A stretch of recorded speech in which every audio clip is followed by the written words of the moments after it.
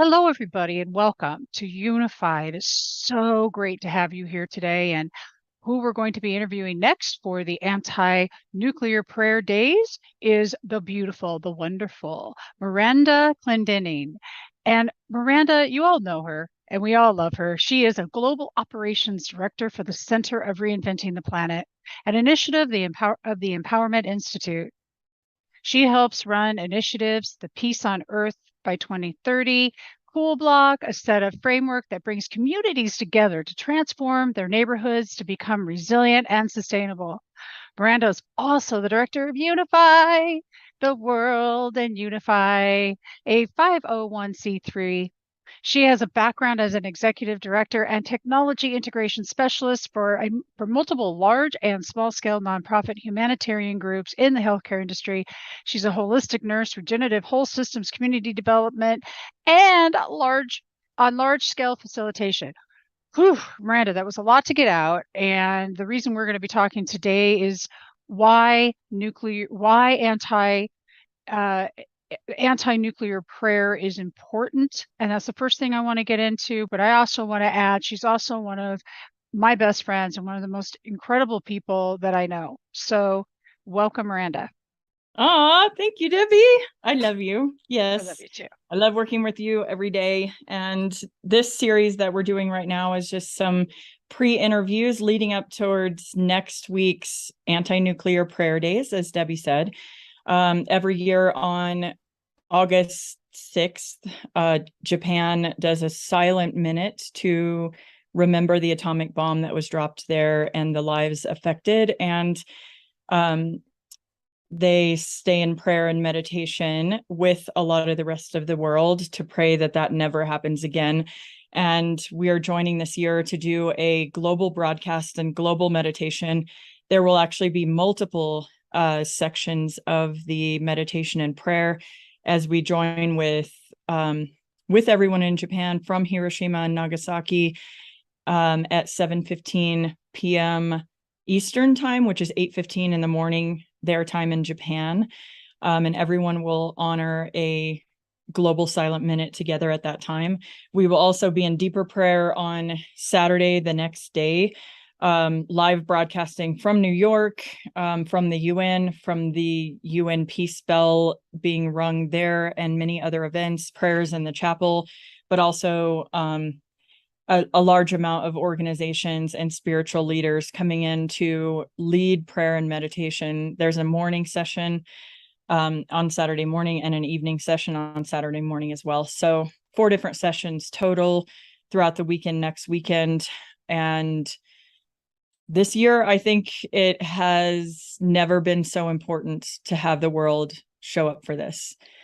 And yes, a little bit of my background. I have strongly been a peace activist for the last 16 years, working with the UN Peace Ambassador Program, working with Parliament of World Religions, working with the Jane Goodall Institute, working with David Gershon and the Center for Reinventing the Planet and the Peace on Earth game, and the creation of Peace on Earth zones that we're experimenting with, many others. But with UNIFY, our main mission as well is to help create peace on earth and help elevate humanity into a unified state where everyone can realize our oneness together.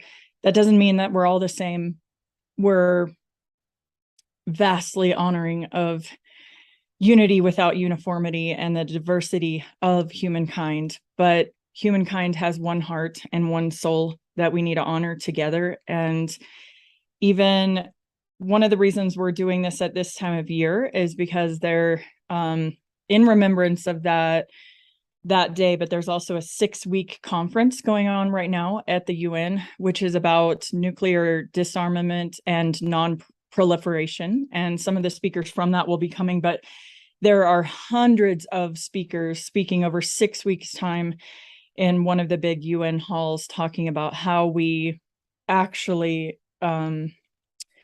lead our governments towards what humanity is wanting in mass form, which is nuclear disarmament and non-proliferation, and not having to be afraid anymore of World War III being around the corner or something like that. And this year, I know a lot of people are feeling that with Russia and Ukraine, and we've felt it in the past, with many other troubles in the world as well. And we're in that time period again, just like they were in back in the 80s and other times, that we don't want to have to be scared. We don't want to have our children and grandchildren scared. And it's no minor thing. When I was a child, I lived in Japan, and I was 12 to 15 years old then.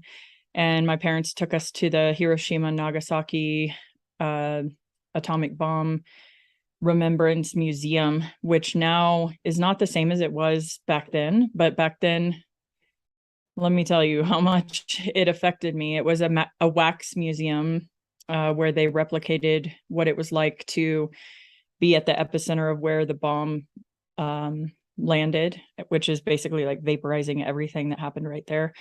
And then it showed it like a mile out, 5 miles out, 10 miles out, and the effects of what happened to people, all the way from being vaporized to being melted to ending up with cancer and lesions all over their body, and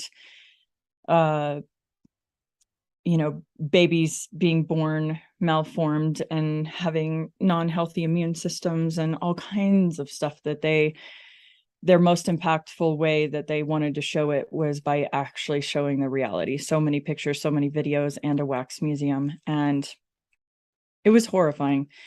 But I felt like at that time, as a 12-year-old, that I wanted everybody on Earth to go through that museum, because if they did, we wouldn't have nuclear war anymore. Every government official, everyone, to see that is not the form of, fighting that we need to be doing, or the kind of bombs we need to be creating on the planet, or the kind of energy we need to be messing with.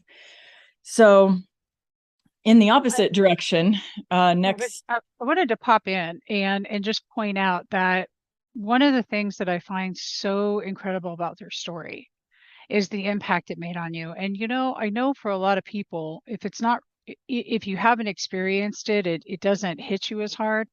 I was interviewing William Swing yesterday. You all already saw that one. And in it, he was talking about the explosion of the bomb in your heart to feel this power that you have within you through prayer that you can bring forward. I love the things you're sharing, and that's what it's reminding me of. So it sounds to me like when you're in the museum, your heart just exploded in an atomic way, and it's led you all these years into this powerful initiative, which I think is just wonderful. So keep going, please. There's more. Yay! Yeah, thank you for sharing that, Bill Swing. I love him, such a dear heart. I'm glad you got to interview him as well, and he'll be showing up to lead some of the prayers, meditations, and sharing his story on Friday, August 5th, next Friday as well, with many other leaders. But yeah, the opposite end of that is what we're in. And it's not just us, it's many organizations, hundreds of organizations, even just in the last couple of weeks, are saying yes to being there with us.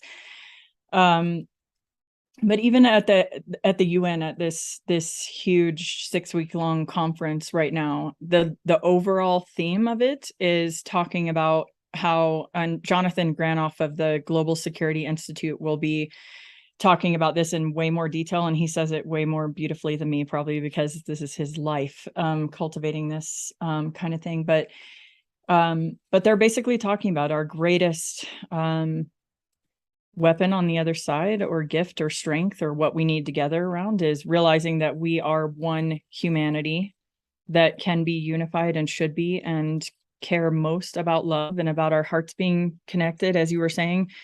An atomic bomb of heart connectedness that passes around the whole planet so strong that no one wants to go to war anymore. And that's what this meditation is about. That's what Peace Week meditations will be about.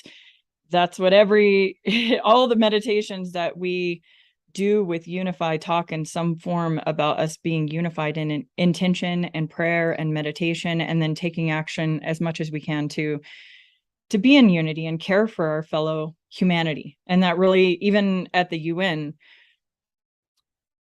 where they're working on treaties for peace and trying to, you know, do so much to disarm institutions that still want this to be the way, they're saying the biggest force on the planet is a unified human family that is one with what they want. And so be with us, please. Everyone, if you can. It doesn't matter when you join. It doesn't even matter if you can join at the times when the meditations are going on live, even though that's some of the most powerful times, because literally millions of people will be in meditation and prayer together on Friday evening and Saturday morning. And those are Eastern time zone. But please be with us, and somehow there will be places that you can submit your own prayer, your own meditation, your own ways to just say, I'm with you, my organization's with you, we're all together, we're stepping in more and more. And this campaign, our peace campaign, we started talking a lot about this last month in World Unity Week and for World Yoga Day and World Refugee Day, and an overall common theme of being together, caring for humanity, elevating humanity, and creating peace on earth. And now this is another step in that. And then Peace Week in September, or Peace Month, with the amount of presenters that come in for that, it pretty much turns into Peace Month with the amount of people taking action, speaking, leading meditations, putting their actions on the map for where they're doing peace events all over the world. But yeah, please do be with us. It's no minor thing as humanity steps up and shows how unified they are in wanting peace and wanting to be a unified as one human family. That is the solution. That is how we make a huge bomb or virus of love that passes between all of us, and how we show it. Thank you. That was beautiful. And audience, I highly encourage, if you're asking yourself, what can I possibly do? What can I do? Get involved by showing up and just watching or being in prayer at that time. If you look up in the description, you'll find links where you can send your own prayer in, and you can RSVP for free to do that. So please look up in the description for any links that you might find helpful in what you can do at home, because really it's just like Miranda said, it's about unity and love and realizing we are one humanity. And it's prayer works, period. It works, especially where 2 or 3 or more are gathered. We all know that. And the reason, because that energy connects together and it expands even further. So for every act of kindness and for every prayer, 14,000 hearts are affected. So just imagine how quickly this is going to expand. We will see you there August 5th and 6th. The events are listed on Facebook, UNIFY. Just go to UNIFY or go to unify.org. And we will see you there. Watch for the upcoming interviews with a whole lot of other incredible people that are joining this initiative. Thank you.